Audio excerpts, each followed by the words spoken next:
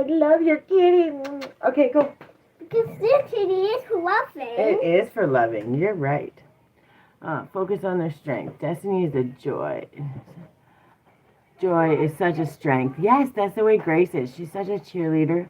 She always makes me so happy. But as a parent, oh, I know. But that's okay. That grief creeping in is because you're mourning all the things that you thought you were gonna have, be, say, do, think, and it's okay, because what happens when you're grieving that, you're letting it go, right? You're saying, that's what I thought it was, and you're letting it go. But you know what happens when you grieve it and you allow yourself to grieve it? It's not about grieving it. I used to have to lock myself in a bathroom because I was so traumatized, and things that were trying to figure out what was going to happen, where the next meal was going to come from, if we were going to have a place to live, and with a child, that is, but I had to be okay, and everything had to be okay, and I did. I always found a way. Well, I didn't. God did. Period. There's just nobody can convince me otherwise. I did everything that I could possibly do on my end, and then I finally had to say, I don't know what else to do. It's up to you. And then literally God said, okay, watch this. Boom, boom, boom, boom. And when you can go back to my older videos and watch and see, one day I'm homeless camping, the next minute, I got my place and I got my business. All the things happened because I had been working and pushing and pushing and pushing, crying in the bathrooms and coming out, let's go on an adventure today, and figuring it out and always making it as fun for her so she didn't know.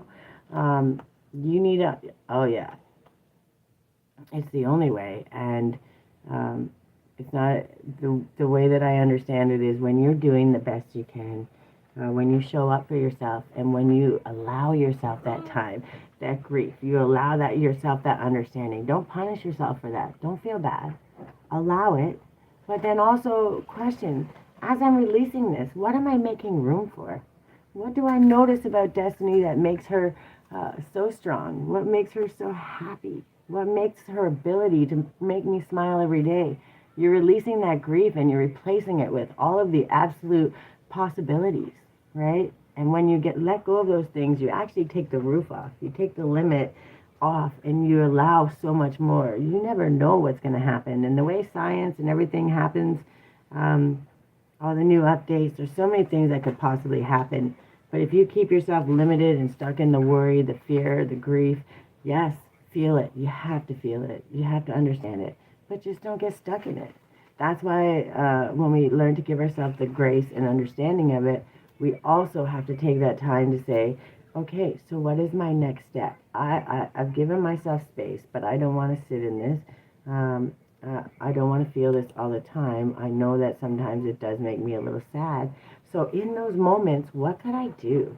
Is there a creative project? Could I start painting? Could I go for a walk?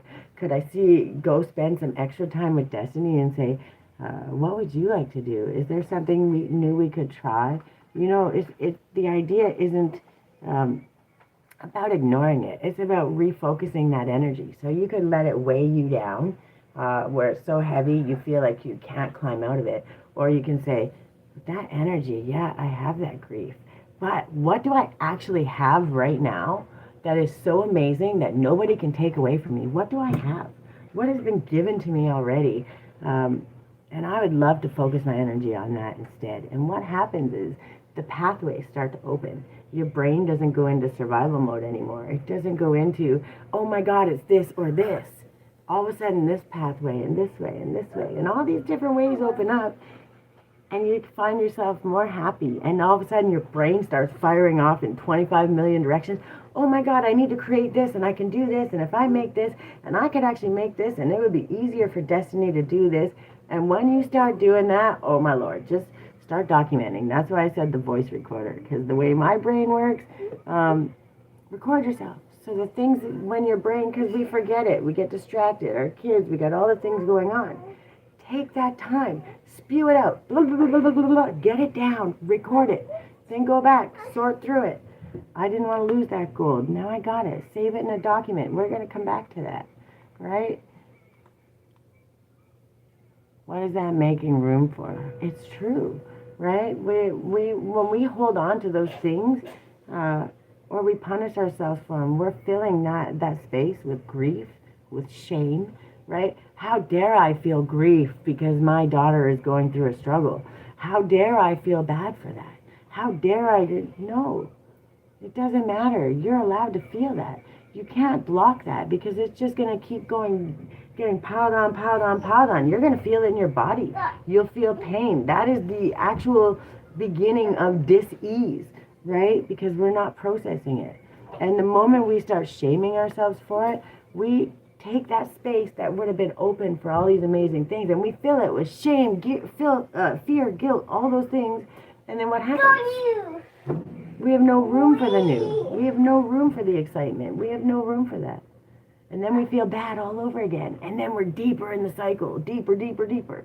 And it can go on forever. And it can be just such a weight, we're never going to rise up. But when you start releasing it and finding those ways to release it, switch it out, the first initial empowerment, the way your confidence grows, and the way you start trusting yourself. Because